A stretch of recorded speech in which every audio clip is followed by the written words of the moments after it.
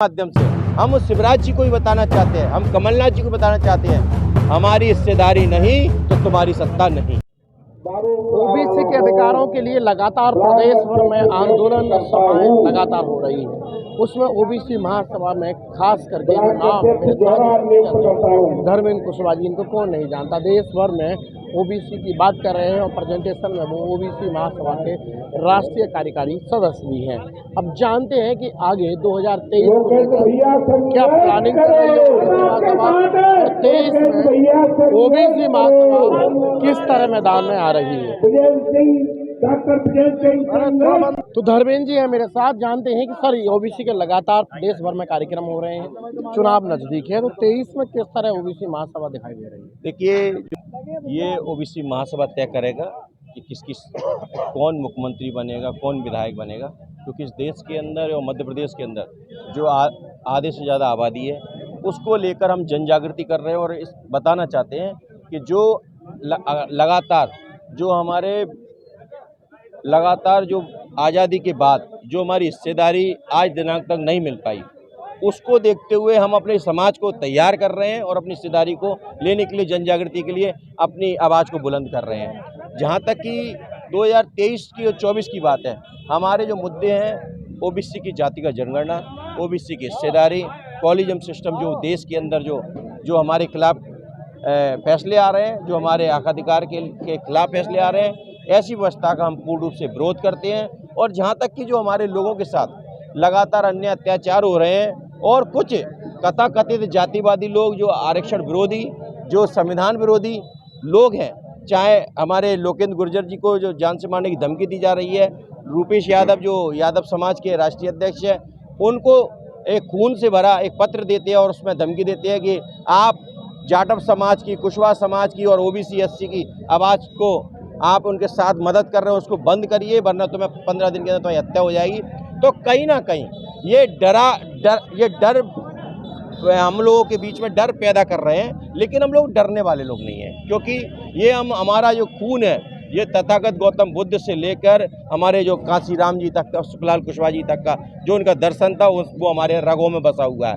क्योंकि जिस समाज में इस देश को बनाया, हर जगह पर चाहे इमारत से लेकर रेल तक हम जो कुछ किया है वो हमारी जाति के, हमारे वर्ग के लोगों ने किया है। तो तुम्हारी क्या औकात है, तुम हमको क्या मारोगे? क्योंकि हमने ये ना सोचे कि अशोक ने तलवार छोड़ दी तो हम लोग मारना, हम तुम्हारा मुकाबला तुम्हारे इतने पैर के लिए वो भी नहीं है।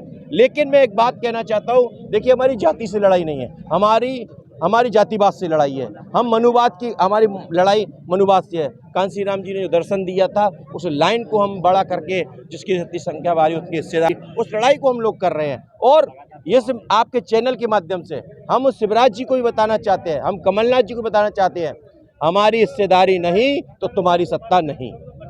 अभी तमाम ओबीसी के मंत्री बैठे हुए हैं, सांसद भी हैं, मुख्यमंत्री बैठे हैं, प्रधानमंत्री बैठे हैं, फिर भी ओबीसी को अधिकार नहीं मिल पा रहे। तो क्या उम्मीद करते हैं कि आगे आने समय? देखो, जो ओबीसी के नहीं, ये झेड़े हैं, ये झेड़े हैं, ये नपुंसक है, जो अपने वर्ग की बात नहीं करते, अपनी हिस्सेदारी की बात नहीं करते। चाहे संसद की बात हो, चाहे विधानसभा की बात है, वहाँ SC ST OBC की बात नहीं। कैसी विधानसभा है, कैसी लोकसभा है, इस बात के लिए मैं खुद ही कहना चाहता हूँ, हम लोग ऐसे लोगों को चुन के पहुँचाएं और अपने समाज से भी हम आह्वान करते हैं कि अब जो लोग भी चुने वो अपने हक अधिकार की बात उस सदन में रखें और उसके अलावा कोई चर्चा ना हो। क्योंकि जिस मध्य प्रदेश के अंदर हमारी 92% SC ST OBC की संख्या है, वहाँ हमारी चर्चा नहीं होती, तो काय का सदन है इस बात का? ऐसे सदन का मैं भी विरोध करता हूँ। और जो लोग जो SC ST के विधायक बैठे हैं, मंत्री बैठे हैं, मुख्यमंत्री बैठे हैं, मैं उनसे भी कहना चाहता हूँ, शर्म आना चाहिए। 70 साल से आज़ादी के बाद आज तक हिस्सेदारी नहीं, और आज तक हमारे लोग,